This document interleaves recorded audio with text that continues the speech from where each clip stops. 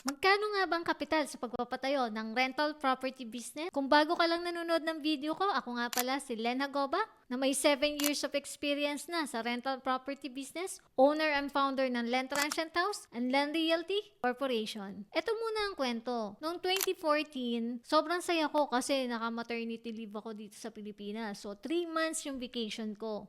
And excited din ako kasi makikita ko na yung baby ko at mahahag ko na rin siya. Kaya lang nagbago ang lahat nung nanganak na ako. Sobrang nahirapan ako magdesisyon kung aalis ba ako dito sa Pilipinas or mananatili na lang. Pag nanatili naman ako dito sa Pilipinas, wala akong source of income. Kasi that time wala pa naman akong business noon. At hindi rin kayang pantayan yung sinasahod ko sa ibang bansa. Kaya naman kahit mahirap, nagdesisyon ako na umalis na lang ulit ng Pilipinas. Dahil doon, mas nagsipag pa ako at sobrang nagtiyaga. Kaya naman, after a year, kabili na ako ng lupa. And then, after 2 years, pagkabili ko ng lupa, 2017, nakapagpatayo naman ako ng 2 units na apartment. And then, nung 2019, napadagdagan ko pa ulit ng 2 units. So, total of 4 units na apartment ang napatayo ko nang walang utang. And nung 2013, naisipan ko naman i-innovate na yung business ko. At pinangalanan ko ngayon na Len Transient House. Pati yung bahay ko,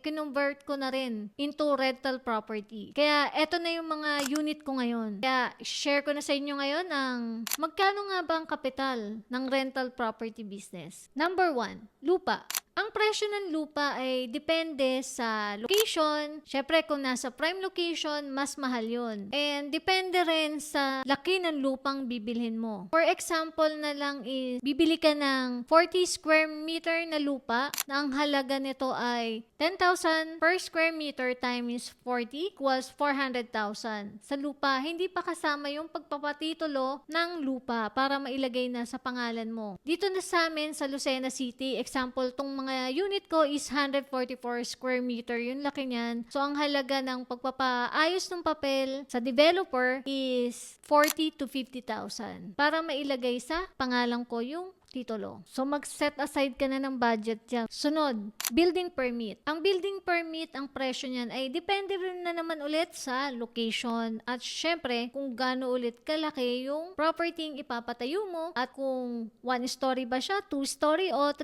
story yung unit na ipapagawa mo. The more na mas malaki, the more na mas mahal. Example, sa Manila area, ang building permit ay nagkakahalaga ng 20,000. Hindi pa nga lang included dyan yung electrical plan, plumbing plan, architectural plan, and structural drawing with sign and seal ng professional. Kung gusto mo, package na, nagkakahalaga naman ito ng 50 to 60,000 para sa 40 square meter lot area, 1 story unit. Sunod, structure. Ito yung pinakamahal sa lahat. Ang presyo nito ay depende ulit sa location at sa laki ng ipapagawa mo. Example, gusto mo package na yung materials plus labor. Ang halaga niyan, example dito sa amin sa Lucena City ay 25,000 per square meter. So, kung ang lupa mo ay nasa 40 square meter, so multiply mo lang sa 25,000 equals 1 million yung magagastos mo for 1 story unit. Kung gusto mo naman 2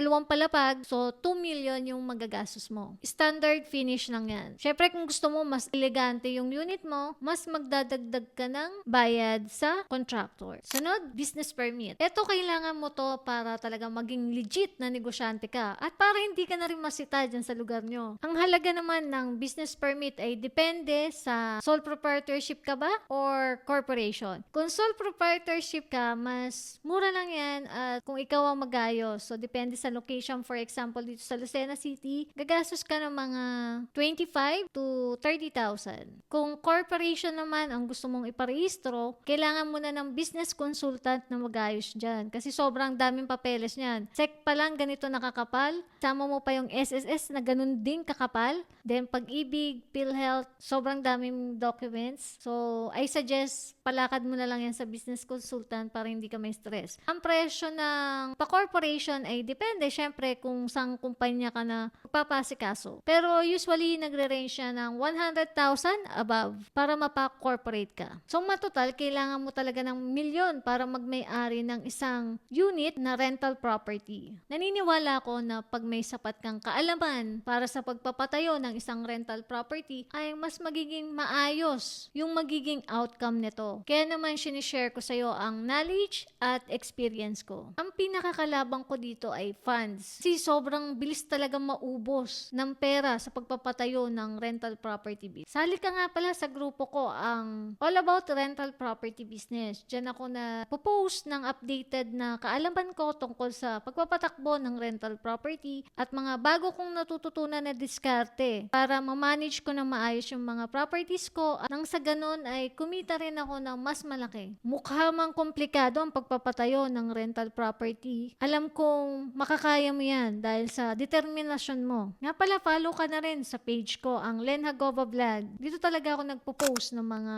bago kong kaalaman about sa rental property business para updated ka. Kwento ko nga pala sa'yo kanina yung Len Transient House. Located ito sa Lucena City. Baka bigla kang magagawi. Kung nga pala ulit si Len Hagova na naniniwala talaga ako sa kasabihang kapag determinado ka, sigurado akong aasenso ka. Bye!